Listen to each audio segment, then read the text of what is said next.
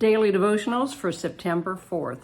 Today's scripture reading will be 1 Chronicles 28, verse 9. As for you, my son Solomon, know the God of your father and serve him with a loyal heart and with a willing mind, for the Lord searches all hearts and understands all the intent of the thoughts.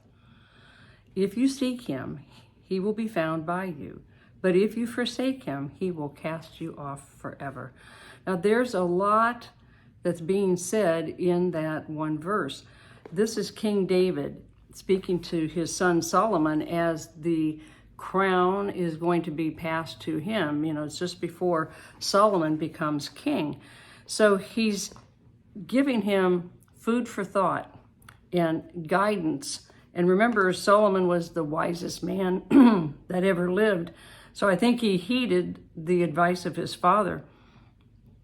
But he said to serve, remember, David was a man after God's heart. He said, serve the God of your father. You know, serve God and God alone, no other God, with a loyal heart, okay?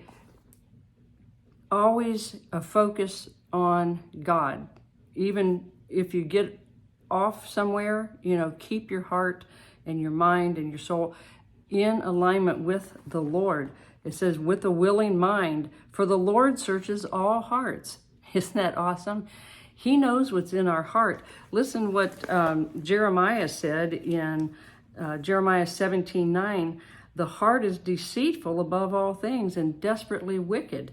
So that's why we must align our heart, our mind, our thoughts with the Lord, because, you know, in our own heart is wickedness and deceitfulness. But when we're walking with the Lord and walking, you know, with him, we are going to overcome that. He understands all of the intents of our thoughts. So if we seek him, he will be found.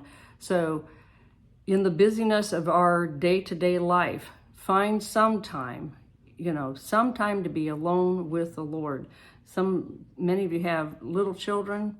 Like me, I've got grandchildren that visit. When they're here, it's kind of hard to find that time. But you know what I do? I get up early and I begin reading the Word.